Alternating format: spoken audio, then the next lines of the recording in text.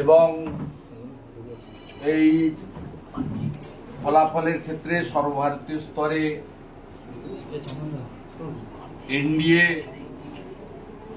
পূর্ণ সংখ্যাগরিষ্ঠতার আবার তৃতীয়বারের জন্য ফিরে এসেছে এবং নরেন্দ্র মোদীজি দ্বিতীয়বার আবার প্রধানমন্ত্রী হতে চলেছেন। এই জন্য আমার পক্ষ থেকে এবং পশ্চিমবঙ্গ প্রদেশ বিজেপির পক্ষ থেকে ধন্যবাদ জ্ঞাপন করি। আপনারা জানেন যে পশ্চিমবঙ্গে লাগাতার 3 মাস ধরে প্রচার হয়েছে। প্রচারে ভারতীয় জনতা পার্টির প্রত্যেকটি কার্যকর্তা, কর্মী, সমর্থক আমরা অক্লান্ত পরিশ্রম করেছি এবং মানুষের মধ্যে সাড়াও আমরা ব্যাপকভাবে পেয়েছি। 7 দফার নির্বাচন হয়েছে এবং সেই নির্বাচনে প্রত্যেকটা দফার পরে আমাদের রাজ্য সভাপতি, রাজ্যের মুখপাত্র এবং বিভিন্ন সময়ে আমি বা অন্য নেতৃত্বরা, প্রার্থীরা তারা নির্বাচনের পরিবেশ পরিস্থিতি ইত্যাদি নিয়ে বক্তব্য রেখেছেন এবং আমরা দেখেছি 4র্থ দফা থেকে পরপর কিভাবে পুলিশের অত্যাচার এবং কিছু নির্দিষ্ট বুথে অ্যাবসেন্ট এবং মৃত ভোটারদের ভোট বিকালের দিকে দিয়ে দেওয়া এবং শেষের দিকে অনেক হিন্দু ভোটারদেরকে ভোট দিতে বাধা দান করা, আই কার্ড কাড়িয়ে নেওয়া, এইসব ঘটনা ঘটেছে। আমরা 6ষ্ঠ দফাতেও বলেছি, 7ম দফাতেও জানিয়েছি। তবুও আজকের যে ফলাফল, এই জনাদেশ, এই স্কিমগুলো, এগুলো বেনিফিশিয়ারি ওরিয়েন্টেড, কেন্দ্র বা রাজ্যের বন্ধ তো হবেই না। অন্যদিকে বিজেপি এলে এর অর্থ বৃদ্ধি ঘটবে। এগুলো বলার পরেও এক শ্রেণীর ভোটারকে ভয় দেখানো হয়েছে এবং বুথভিত্তিক যেহেতু ইভিএম এ ফলাফল আসে, তাই তাদের মধ্যে আতঙ্ক কিছুটা হলেও কাজ করেছে আমাদের মনে হয়েছে। আমি সংখ্যাতত্ত্বের আসন সংখ্যার নিরিখে আমরা 21+ আসন অন্তত পাবো, এটা আমাদের নিজেদের আশা ছিল এবং যে লড়াইটা আজকে সারাদিন হয়েছে ভোটের তারতম্যের নিরিখে আপনারা দেখবেন যে আমরা অল্প কয়েক পার্সেন্টেজের হেরফেরে বেশ কিছু আসন আমরা অল্প ভোটে, লোকসভা ভোটের নিরিখে 14-15 লক্ষ ভোটার ভোট দিয়েছে, আমরা হয়তো লস করেছি। কিন্তু আমরা যে কারণে পশ্চিমবঙ্গের বিরাট জনগোষ্ঠীর প্রতি, ভোটার ভদ্রমণ্ডলীর প্রতি কৃতজ্ঞ যে তারা 2021 সালে নির্বাচন, সেই নির্বাচনের থেকেও 1% বেশি ভোট আমাদের দিয়েছেন। 1 নম্বর, 2021 সালে আমরা 77টা বিধানসভায় জিতেছিলাম, তার থেকেও বেশি সংখ্যক বিধানসভা, প্রায় 100-র কাছাকাছি বিধানসভাতে তারা আমাদেরকে এগিয়ে রেখেছেন এবং যোগ বিয়োগের অঙ্গে আমরা আপাতত 12টা আসনে জয়লাভ করেছি। ইসিআইর যে ওয়েবসাইট আছে, সেই ওয়েবসাইটেও এর পরিসংখ্যানের মধ্য দিয়ে আপনারা দেখতে পাবেন। আর 1-2টি আসনে এখনো গণনা চলছে বলে আমরা জানতে পেরেছি, শেষ হয়নি গণনা। তা আমরা ভারতীয় জনতা পার্টি পশ্চিমবাংলার প্রধান বিরোধী দল হিসেবে এই অপশাসন, কুশাসন, দুর্নীতি এর বিরুদ্ধে যে সর্বাত্মক লড়াই আমাদের 21 সালের পর থেকে বিশেষ করে ছিল, সেই লড়াই আমাদের জারি থাকবে এবং বিরোধী দল হিসাবে এই যে বিপুল সংখ্যক ভোটার ভোট দিয়েছেন তাদের স্বার্থ পূরণে বা তাদের যে আমাদেরকে কেন্দ্র করে আশা বা স্বপ্ন পূরণে ভারতীয় জনতা পার্টি সক্রিয়ভাবে কাজ করবে। একটা মুহূর্ত আমরা নষ্ট করতে চাই না। আমরা কেন্দ্রে আমাদের 300-র কাছাকাছি আসন নিয়ে এনডিএর আশা এবং যে বিধানসভাগুলোতে ভোট হয়েছে তাতে সরাসরি বিজেপি অরুণাচল উড়িষ্যার মতো রাজ্যে ক্ষমতায় এসেছে। আমাদের পার্শ্ববর্তী রাজ্য উড়িষ্যা, সেখানে বিপুল ম্যান্ডেট বিজেপি পেয়েছে এবং এনডিএ টিডিপিকে সাথে নিয়ে অন্ধ্রপ্রদেশে ক্ষমতায় এসেছে। আমরা মনে করি এই বিপুল ম্যান্ডেটের পরে এবং পশ্চিমবাংলায় যে 12টি আসনে আমরা নির্বাচিত হয়েছি, সেখানে আমাদের কর্মী সমর্থক শুভানুধ্যায়ীদের আমরা বিজয় মিছিলের নামে অন্যের বিরক্তির কারণ না হওয়ার জন্য আবেদন করব। কোনোভাবে তৃণমূল কংগ্রেসের প্ররোচনার ফাঁদে পা দিতে না দেওয়ার জন্য আবেদন করব এবং কোথাও যদি 2021 সালের পোস্টপোল ভায়োলেন্সের মতো ঘটনা ঘটে বা পরিস্থিতি তৈরি হয়, আপনারা আমাদেরকে জানাবেন। আমরা ইতিমধ্যে রাজ্য পার্টির পক্ষ থেকে এবং জেলায় জেলায় পোস্টপোল ভায়োলেন্স হবে এটা ধরে নিয়ে আমরা কন্ট্রোল রুম খুলেছি। আমরা নির্বাচন কমিশনের প্রতি কৃতজ্ঞ যে তারা আরো 15 দিন এই রাজ্যে প্রায় 400 কোম্পানি কেন্দ্রীয় বাহিনী ল অ্যান্ড অর্ডারের জন্য রাখার ব্যবস্থা করেছেন। আমরা দল গরিষ্ঠ সংখ্যক আসনে নির্বাচিত হয়েছেন। দায়িত্ব সবার, তারা দায়িত্বশীল রাজনৈতিক দল হিসেবে তৃণমূল বিরোধী ভোট কেটে তাদের সুবিধা পাইয়ে দিয়েছেন। এমন অসংখ্য অন্তত 7, 8টি 9টি লোকসভা কেন্দ্রের নাম আমি বলতে পারি যেখানে তারা ভোট কেটে তাদের সুবিধা করেছেন। তারা মূলত তৃণমূলের বিটিম হিসেবে 21-এ কাজ করেছিলেন, এবারেও সেই কাজটা তারা করেছেন। আর সাথে সাথে আমি একটু আগেই জানতে পারলাম মাননীয় মুখ্যমন্ত্রী এবং তার স্বনামধন্য ভাইপো, যিনি গিনিস বুক অফ রেকর্ডে নাম তুলে 7 লক্ষের বেশি ভোটে জিতেছেন। এই প্রহসনের নির্বাচন সবাই দেখেছে। আমরা স্পেসিফিক ভাবে বলেছিলাম, আমরা ক্যানিং পূর্বের কথা বলেছিলাম, সেখানে রেজাল্ট কি হয়েছে দেখেছেন।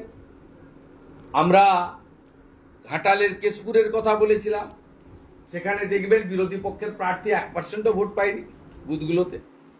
এবং আমরা ডায়মন্ড হারবারে কি হয়েছে বলেছিলাম। এই দম্ভ, উদ্ধত্ত, অহংকার এবং রিগিং সন্ত্রাস করে ক্ষণিকের শান্তি পাওয়া যায়, কিন্তু পার্মানেন্ট কোনো শান্তি পাওয়া যায় না। 2004 সালে লোকসভা নির্বাচনে অনিল বসু 6 লক্ষের বেশি ভোটে জিতে আরামবাগ থেকে তিনি বিখ্যাত হয়ে গেছিলেন। 2009 সালে কিন্তু তাকে খুঁজে পাওয়া যায়নি, জনগণ বিসর্জন দিয়েছিল। স্বাভাবিকভাবে এই উদ্ধত্ত অহংকারের পতন জনগণের দ্বারাই হবে, এই বিশ্বাস আমাদের আছে।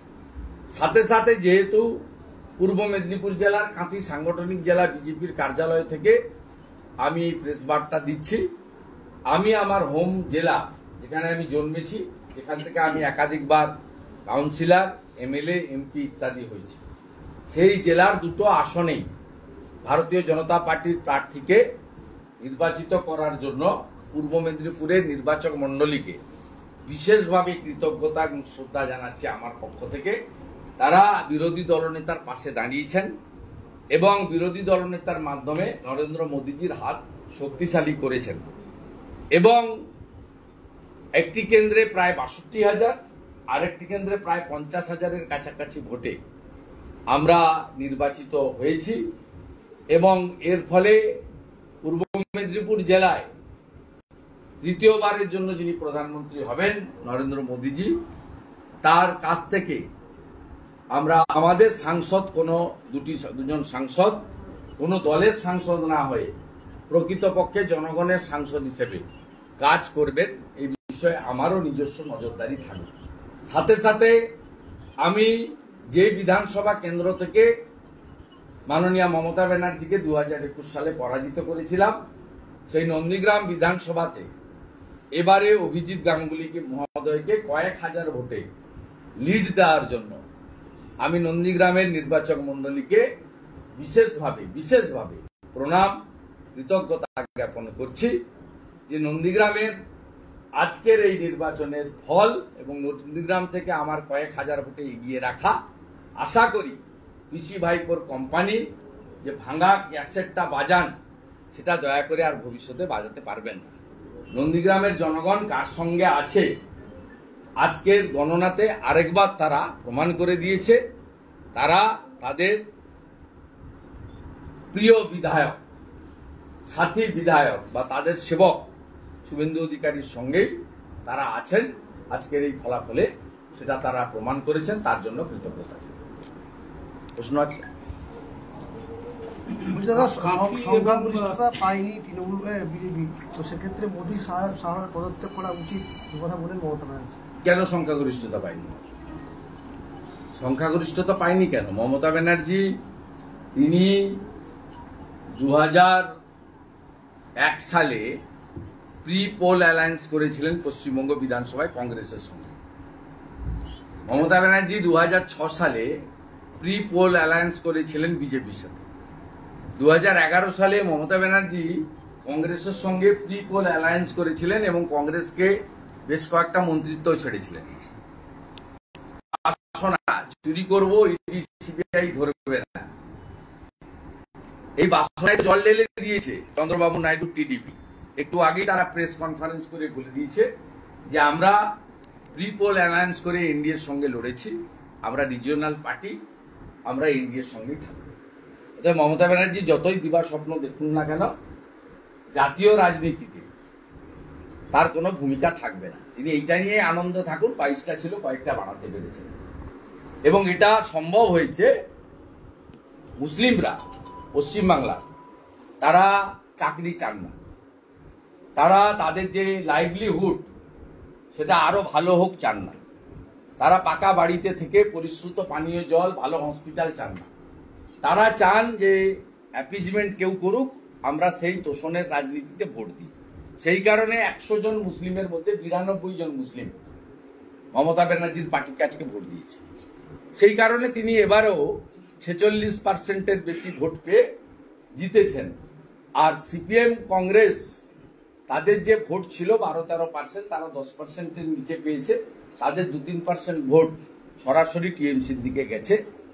এবং ভারতীয় জনতা পার্টির তার যে ভোট 2021 সালে 38.13, সেখান থেকে 1%-এর বেশি ভোট আমরা বাড়াতে পেরেছি। এবং প্রায় 100 অ্যাসেম্বলি সেগমেন্টে আমাদের বিজেপির প্রার্থীদের লিড রয়েছে পশ্চিমবঙ্গে। আমরা হয়তো 21+ সিটের আশা নিয়ে কাজ করেছিলাম, আমাদের আশাও ছিল, সে কথা আমি একাধিকবার বলেছি, যে আমরা টিএমসির থেকে একটা হলেও বেশি পাবো। ডক্টর সুকান্ত মজুমদার মাননীয় সভাপতি তিনিও একই কথা বলেছেন। তা আমরা হয়তো 12তে আটকে গেছি যোগ বিয়োগের অঙ্কে, কিন্তু মমতা ব্যানার্জির এসব দিবা স্বপ্ন কখনোই পূরণ হবে না, তিনি নিশ্চিত থাকতে পারেন। কাঁথি এবং তমলুকে মুখ্যমন্ত্রীদের ষড়যন্ত্রে কারচুপির অভিযোগ তুললেন। আপনি যিনি অবজারভার এসছেন তার কাছ থেকে জেনে নেন। আপনাদের এত মিডিয়া, এত লোকজন, এত কিছু থাকার জন্য শুভেন্দু অধিকারীকে দমাতে পারছে না, শুভেন্দু অধিকারীকে আত্মসমর্পণ করাতে পারছে না, শুভেন্দু অধিকারীর বাড়িতে রেড করে টাকা পাচ্ছে না, শুভেন্দু অধিকারীকে জেল খাটাতে পারছে না, শুভেন্দু অধিকারীর পাড়াতে বাড়ির সামনে এক ঝুড়ি লোক নিয়ে হেঁটে গদ্দার গদ্দার চিৎকার করেও কিছু করতে পারছে না। পূর্ব মেদিনীপুরের লোক হিংসার জ্বালা যন্ত্রণা থেকে আজকে তমলুক এবং কাঁথি গণনা কেন্দ্রে সারাদিন ছিলেন। আমি মনে করি শুধু নির্বাচক মন্ডলীর অপমান নয়, তাদেরও অপমান। তারা সারাদিন ধরে গণনা পর্যবেক্ষণ করেছেন। মমতা ব্যানার্জির এই মিথ্যাচারের উত্তর আপনারাই দিয়ে দিতে পারবেন, আমাকে দেওয়ার দরকার। কংগ্রেস খাতা খুললেও দেখা যাচ্ছে সিপিএম তারা শূন্য, এবারও শূন্য।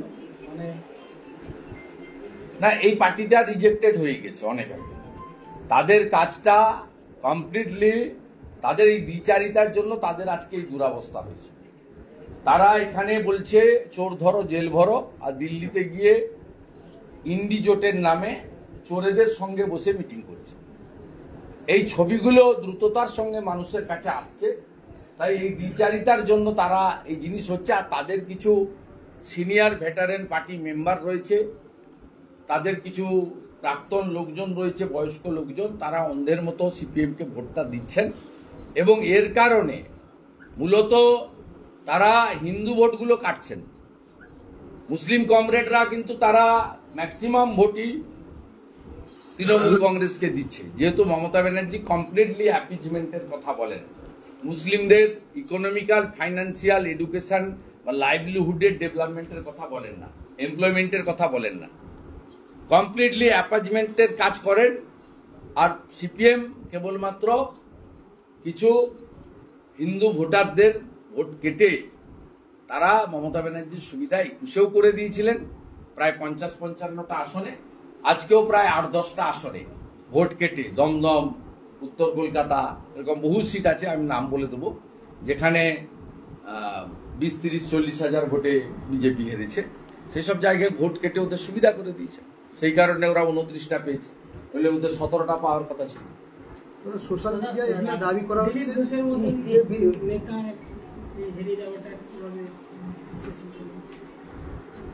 না না, দিলীপ ঘোষ, দিলীপ দাকে ধরুন কার্যত হারিয়ে দেওয়া হয়েছে। মন্তেশ্বরে যে ভোট হয়েছে, এ ভোট কি অ্যাকচুয়াল রিফ্লেকশন নেই? আপনি বলুন, একটা লোকসভার কেন্দ্রে 7.5 লক্ষ ভোটে জিতছে, কি পপুলার ক্যান্ডিডেট! এ তো পুরনো দিনের আরামবাগের কথা আমাদের মনে করিয়ে দিচ্ছে, কেশপুরের নন্দরানী দলের কথা মনে করিয়ে দিচ্ছে, আরামবাগের বিনয় দত্তের কথা মনে করিয়ে দিচ্ছে, গড়বেতার সুশান্ত ঘোষের কথা মনে করিয়ে দিচ্ছে। এটা তো কমপ্লিটলি মানে ভয় আতঙ্কের পরিবেশ।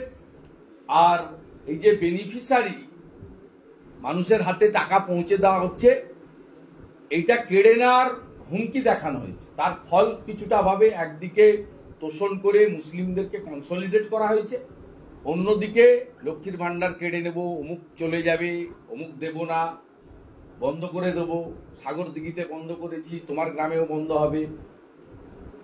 এই যে হুমকি আর সীমাহীন নির্লজ্জভাবে সিভিল এবং পুলিশ প্রশাসনকে ব্যবহার করা, তার ফলে দিলীপদার মতো লোককেও বা বর্ধমান দুর্গাপুরের মতো আসন আমাদের অল্প ভোটে হারতে হয়েছে সামান্য। বিজেপির নেতাকর্মীরা সোশ্যাল মিডিয়ায় দাবি তুলছেন যে দিলীপ ঘোষকে পুনরায় রাজ্য সভাপতি করা হবে। আমি এটা নিয়ে কোনো মন্তব্য করব না। রাজ্য সভাপতি তো আমি করি না, আর আমি রাজ্য সভাপতি হওয়ার দৌড়েও নেই। আর আমি বিরোধী দল নেতা হওয়ার জন্য দিল্লিতে গিয়ে কখনো কারো কাছে তদবির করি। পার্টি মনে করেছে দিয়েছে, তাই আমি কাজ করছি। ভবিষ্যতেও কাজ করব, সিনসিয়ারলি কাজ করব, নো কম্প্রোমাইজ কাজ করব। এটাতে হতাশ ভেঙে পড়ার কোনো কারণ নেই। আমি তৃণমূল কংগ্রেস করেছি, তৃণমূল কংগ্রেসের 2001-এর প্রার্থী ছিলাম আমি মুখবেড়িয়াতে। হয় এবার নয় নেভার। তৃণমূলের লোকেদের অফিস সব বন্ধ হয়ে গেছিল, তো বিজেপির অফিস খোলা আছে গোটা রাজ্যে। বিজেপি তো কাল থেকেই মাঠে নামবে। 2004-এ দেখেছি তৃণমূল 9 থেকে 1 হয়ে গেছিল, মমতা ব্যানার্জি এক মুতিয়ে গুতিয়ে জিতেছিলেন 98,000 ভোটে। অজিত মাঝে থেকে কৃষ্ণা বসু সবাইকে হারতে হয়েছিল, এসব জিনিস তো দেখেছি। আমাদের কাছে তো এগুলো, আমার কাছে অন্তত হবে না, আমি উত্থান পতনের সাক্ষী। আর যারা এই উদ্ধত্ত অহংকার দেখায় তাদের পতন হবে। তৃণমূল কংগ্রেস তো 4 সালে 29% ভোটে নেমে গেছিল, 9টা এমপি ছিল, 1-এ নেমে গেছিল এবং 29% ভোটে। আমাদের তো 21-এর পরে পার্টিকে পুরো ভেঙে মেরে তুলে দিয়েছিল।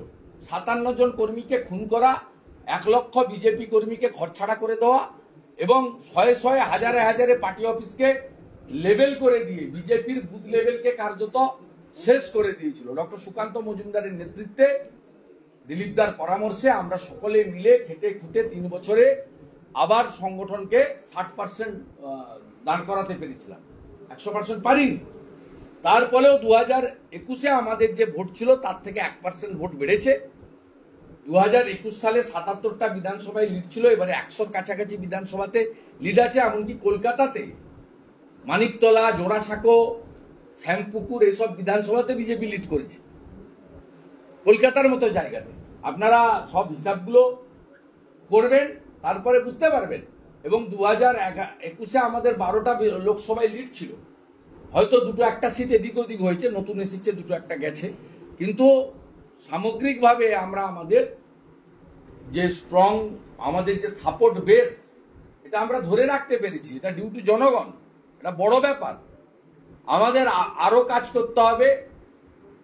আরো সিনসিয়ারলি ওয়ার্ক করতে হবে এবং যে ইস্যুগুলোর বিরুদ্ধে আমাদের লড়াই সেই ইস্যুগুলোকে সামনে রেখে আমরা একমাত্র অপোজিশন পার্টি যাকে মানুষ রেকগনাইজ করেছে। সিপিএম কংগ্রেসকে মানুষ আগেও মুছে দিয়েছিল, এই ভোটে তারা অনেক চেষ্টা করেছেন, আবার তাদেরকে অপ্রাসঙ্গিক করে দিয়েছে। তাই গণতন্ত্রের শাসক যেমন থাকে বিরোধী তেমন থাকে, ভ্যাকুয়াম থাকতে পারে না। তাই যে দায়িত্বটা আমাদের উপরে জনগণ দিয়েছে, আজকের ভোটেও তার রিফ্লেকশন আছে, সেই দায়িত্ব আমরা পালন করব। আর ভালো হলে অনেক সময় থ্যাঙ্কলেস জব হয়, আবার আশাতীত ফল না হলে, আজকে 21-এর বেশি হলে অমুক তমুক অনেক রকম বলতেন, কিছু সোশ্যাল মিডিয়াতে বাক স্বাধীনতা আছে, এগুলো শুনতে হবে, হজম করতে হবে, ফোন ধরতে হবে, মেসেজ পড়তে হবে, উত্তর দিতে হবে। রেগে গেলে চলবে না, মাথা খারাপ করলে চলবে না। আপনি যখন জিতলে পুষ্প বৃষ্টি হবে, আপনি হেরে গেছেন তিরস্কার শুনতে হবে। সে যেখানে ঘটেছে, ঘটতে পারে, ঘটবে। কিন্তু আমি পার্সোনালি অনেক উত্থান পতনের সাক্ষী। আমি কংগ্রেস পরিবারের ছেলে, আমি দেখেছি যে কংগ্রেসের মিছিলে হাজার হাজার লোক ভোটে হেরেছে। রাজীব গান্ধী জিপ চালিয়ে ঘুরছিলেন, সেটাও দেখেছি। আমি ছাত্র নেতা ছিলাম কলেজে, আমি 95 কংগ্রেস কাউন্সিলর, সেও দেখেছি। ওটা পশ্চিমবঙ্গের সব মিউনিসিপ্যালিটি হেরে গেছিল, কাঁথি পুরসভা একমাত্র জিতেছিল 95 সালে, দেখেছি। সন্দেশখালীর পরাজয়ের কারণ কিছু নেই, সমস্ত ওখানে পুলিশ প্রশাসনের পক্ষ থেকে ব্যাপকভাবে আপনার ম্যাল প্র্যাকটিসেস করা হয়েছে, যেখানে নজরদারি ছিল না। ইভেন ইভিএমও পরিবর্তন হয়তো করেছে, আমরা জানি না, সঠিকভাবে বলতে পারবো না। কিন্তু আমাদের মনে হয়েছে আশ্চর্য ফল বেরিয়েছে।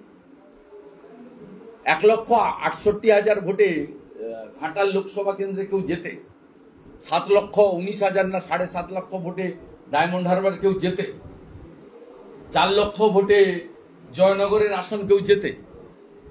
তো আশ্চর্য ফল।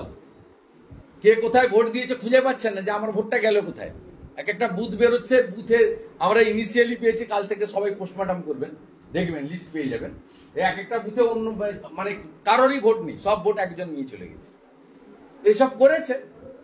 অতএব এই রাজ্যে আমাদের লড়াই চলবে, এবং আমরা গণতন্ত্রে মানুষই শেষ কথা বলে, দম্ভ উদ্ধত্ত অহংকার শেষ কথা বলেন না। মুখ্যমন্ত্রী চুরি দুর্নীতি ঢাকার জন্য ইডি সিবিআই কে নিয়ে খুব আতঙ্কিত ছিলেন। আজকে তার প্রেস কনফারেন্সে রাজনৈতিক বক্তব্য থেকে ইডি সিবিআই কে আক্রমণ এটা বেশি ছিল, এবং তিনি ভুলভাল তথ্য দিচ্ছেন, আইন করতে পারবেন না, আইন আনতে পারবেন না। ওগুলোর মোদিজি আছে, বুঝিয়ে দিবে। এনডিএ 300-র উপরে আসন পেয়েছে, এবং রাজ্যসভাতেও বিজেপির মেজরিটি রয়েছে। আর আজকের জনাদেশে বিভিন্ন রাজ্যে ভারতীয় জনতা পার্টির, বিশেষ করে উড়িষ্যার যে রেজাল্ট 21-এর মধ্যে 19, বা টিডিপি কে 7 নিয়ে অন্ধ্রপ্রদেশে যে রেজাল্ট,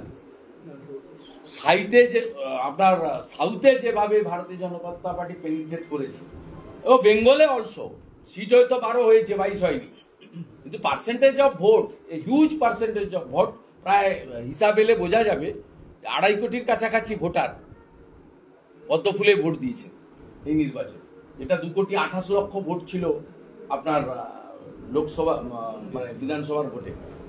যদিও ভোট পার্সেন্টেজ কম পড়েছে, আমি জানি না সংখ্যাটা অ্যাকচুয়ালি।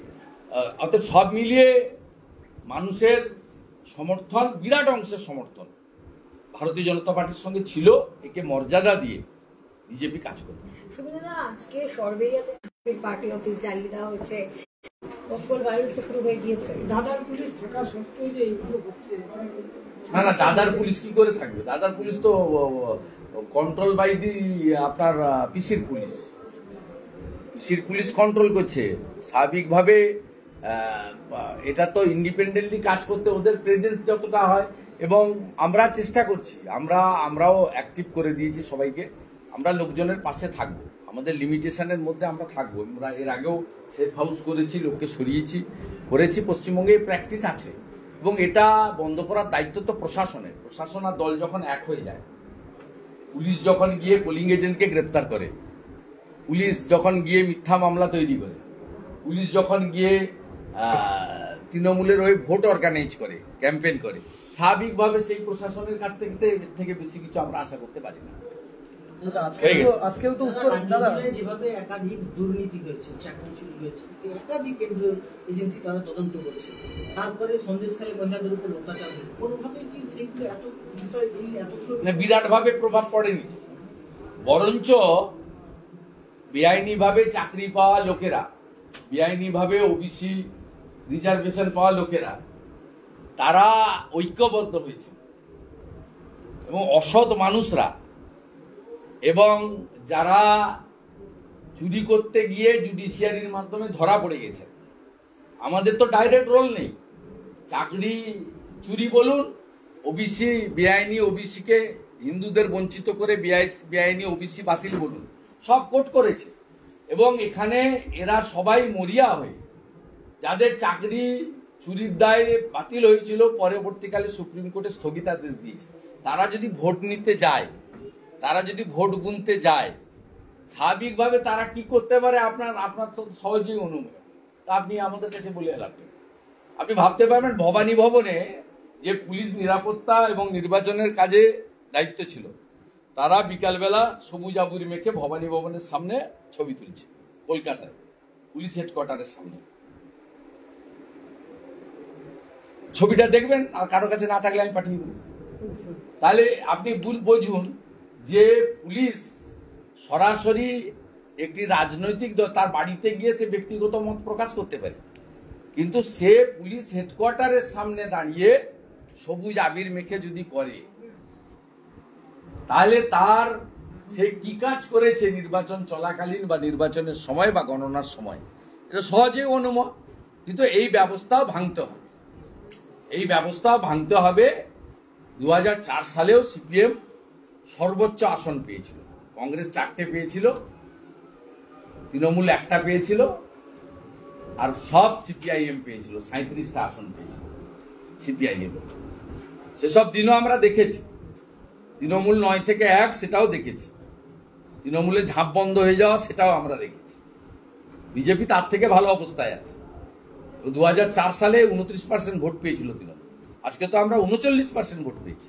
বিরাট জনাদেশ আছে, এই জনাদেশকে কাজে নিয়ে আমাদের আগামী কাল থেকেই নতুন করে যাত্রা হবে শুরু। আমরা কেউ বিচলিত নই, কেউ বিধ্বস্ত নই, কেউ হতাশও নই। মোদিজি প্রধানমন্ত্রী হচ্ছেন এবং প্রধানমন্ত্রী হওয়ার দিন নিশ্চিতভাবে অন্যের বিরক্তির কারণ না হয়ে, অন্যকে উত্তক্ত না করে, তার উপর হামলা মামলা না করে শান্তিপূর্ণভাবে আমরা সেলিব্রেশন পালন করব। ঠিক আছে, কাঁথিতে জিতলো বিজেপি, অথচ উত্তর কাঁথির আউরাই আমতলিয়া থেকে একাধিক জায়গায় বিজেপি কর্মীর বাড়ি ভাঙচুর, মারধর, কাঁথি সেন্ট্রাল বাস স্ট্যান্ডও বিজেপি কর্মী মারধর করা হয়েছে। এটা কাল থেকেই করছে, কালকে গণনার কাজে আসা ভগবানপুরের একজন কর্মীকেই রাত্রে মারধর করেছে। এটা রাজনৈতিক না অরাজনৈতিক জানি না, মারধর করেছে। এটা ওদের অভ্যাসের মধ্যে পড়ে। আমরা তার জন্য আইনের আশ্রয় নিয়ে কাজ করতে বলেছি। আবারও বলি, আমি অনেকবারই বলি, কুকুর মানুষের পায়ে কামড়ায়, মানুষ কখনো কুকুরের পায়ে কামড়ায় না। আমরা পাল্টা মারপিটে যেতে না বলেছি, আমরা তাদের চিকিৎসা করিয়েছি, তাদের আইনের আশ্রয় নিতে বলেছি, ইলেকশন কমিশনকে জানাতে বলেছি। ভবিষ্যতেও এই ধরনের কাজ করলে কি করে শেল্টার দিতে হয়। আমি 2001 সালে পরে তৃণমূলের ঘর ছাড়া 1,500 কর্মীকে আমি বা আমার পরিবার এখানে রেখেছিলাম, অবিভক্ত মেদিনীপুর জেলা, কেশপুরের, গড়বেতার, দাঁতনের, মোহনপুরের, পটাশপুরের, ভূপতিনগরের, খেজুরির, ভাজাচাউলির, বাথুয়াড়ি। এবং 2021-এর পরেও পার্টি এবং আমরা সবাই মিলে সেফ হাউস তৈরি করে পাশে দাঁড়িয়েছি। এক্ষেত্রেও যা যা ঘটছে, যা যা হবে, প্রত্যেকের ফোন অ্যাটেন্ড করা, প্রত্যেকের মেসেজ দেখা, প্রত্যেককে পাশে দাঁড়ানো, যতটা পারা যায়। দুটো হাত আছে, তা সেটা দিয়ে যতটা পারা যায়, মাথায় বুদ্ধি দিয়ে যতটা পারা যায়, সামর্থ্য দিয়ে যতটা পারা যায়, ডাল ভাত মোটা কাপড় দিয়ে তাদের পাশে দাঁড়ানো, তাদের চিকিৎসা করানো, এই কাজগুলো আমরা নিশ্চিতভাবে করতে শুরু করে দিয়েছি এবং ভবিষ্যতেও করব।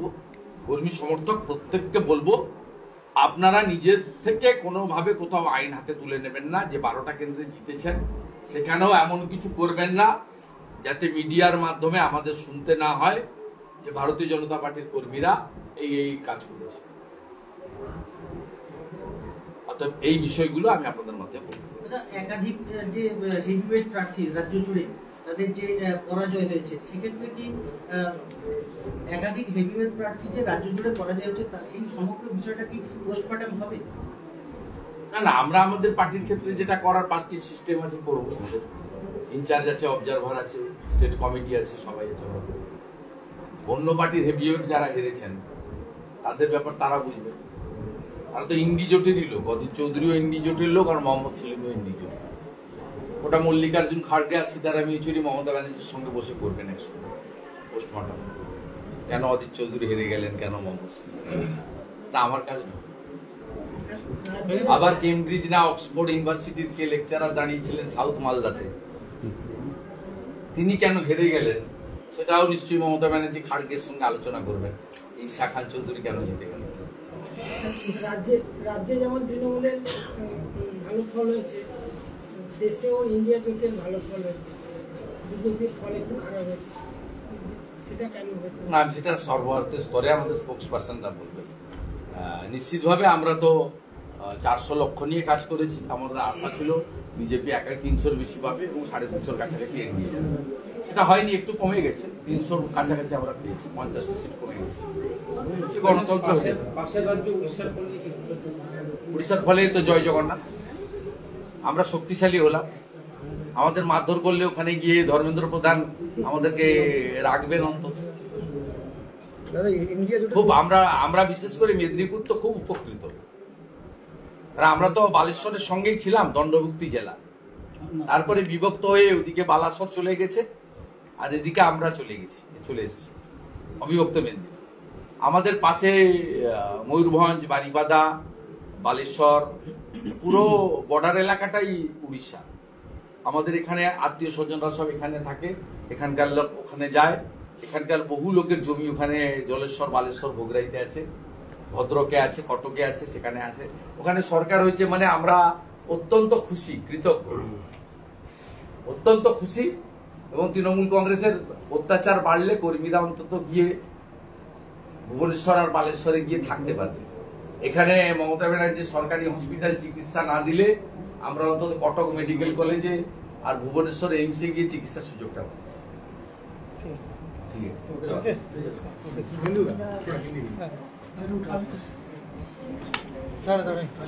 সরিয়ে দে হয়ে গেছে।